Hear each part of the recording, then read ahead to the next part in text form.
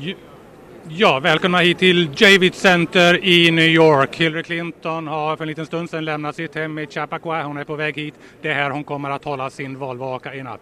Och jag har sällskap här av Richard Roth, CNNs veteranreporter.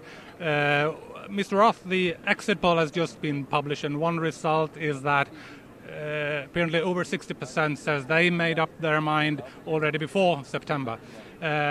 Would you say this is good news for Mr. Trump or for Mrs. Clinton? I don't think you can say either way. I think the others may have been influenced by the three presidential debates, which followed in mid-September to October.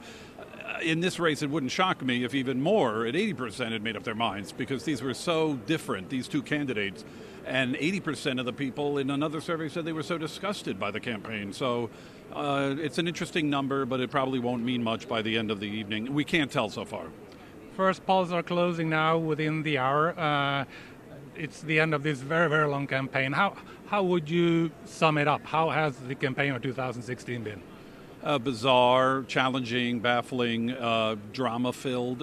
It certainly kept everyone's attention. I mean, let's face it, Donald Trump, pro or con, brought a lot of this heat and craziness to the race. He's an outsider. He's never been a politician, but he has a different style. And the moment he came down the escalator at Trump Tower and said many Mexicans are rapists, and we were off to the races. But I don't think people thought he would cut through a large Republican primary field that easily.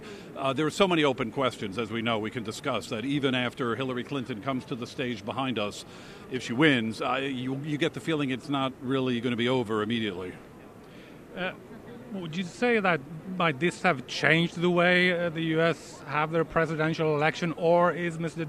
Donald Trump an outlier, an aberration, and things will get sort of back to normal into 2020? Well, if the Republicans lose, you might think they'd say, what can we do to get back the White House? This is the first time, if Clinton wins, a Democrat would be in the White House 3 terms in a row since the mid-40s, since FDR.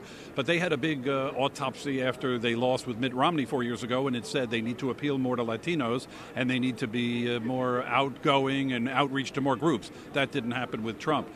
Maybe there's going to be a third party, a bigger third party, or the Trump legacy could be the Trump party. We may see Trump versus Hillary in 4 years. I don't know how people feel about that. You're a veteran, of course, at CNN, have covered United Nations for many, many years. If you would poll the world and the United Nations, who would you think would win this thing? Well, a lot of diplomats of the UN don't like to talk about it, but there's no doubt they don't like the stock market, they fear uncertainty, and they're concerned when Trump talks about booting immigrants out, Muslims out, building walls. That's not the style of the diplomats there. I think around the world, Trump is not really favored, not that they can do anything about it, but this United States is changing. The demographics, a higher Latino count, it's becoming more of a United Nations every day here in the UN. The white vote is dropping every 4 years. So Trump may have made inroads with this angry white male class, mostly those who didn't get a college education, but they may not be enough to stop the Clinton factions, which include African-American, Latinos, and other groups that totally are repelled by Trump's comments. What would be the major foreign policy challenges facing a President Trump? Well, Syria, Russia is in effect acting as if it can do whatever it wants. You say what you want about President Obama's foreign policy, but he's tended to not want to get a U.S. citizen killed in foreign action. So sometimes they act too late. They went into Libya and achieved success by stopping Gaddafi from attacking in the east of Libya, but then let it go, and you have the rise of ISIS there. Obama once said ISIS was the junior league of terror groups or whatever, and now you see it extending everywhere. They had a different policy when Mubarak was going to, the so-called Arab Spring. Clinton, you could say what you want, is certainly experienced, but even those private emails that were found in WikiLeaks had her own aide saying she doesn't have great judgment. If Hillary Clinton wins this, she was, of course, the Secretary of State for Barack Obama.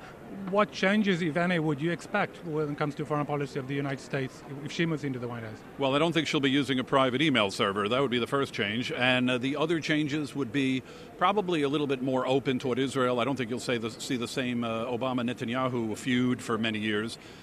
She loves the UN, Hillary. She gave a major speech at the Women's Conference 20 years ago in China. She loves the UN system. But also she was the one who said we now have a reset with Russia when she started her Secretary of State days. That reset needs some resetting.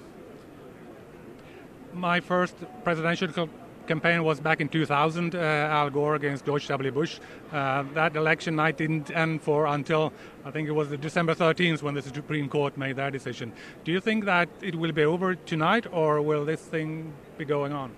Well, that great Swedish diplomat Yogi Berra, I think, said it's not over till it's over, and I don't think we're going to leave this center tonight really feeling comfortable that it's over, unless Hillary Clinton was to win by such a wide margin that Donald Trump felt he should say at a nearby hotel, only a mile from here, that, okay, he concedes. But I think that's the last thing he wants to do tonight. And he's a showman, whether he's a carnival barker. He wouldn't mind keeping this drama rolling for a few days. How serious would it be if Mr. Trump didn't concede tonight? It would be serious, but it depends on the margin. If it was, he loves to file lawsuits. There's a suit in Nevada, which I think a judge knocked down already about some ballots.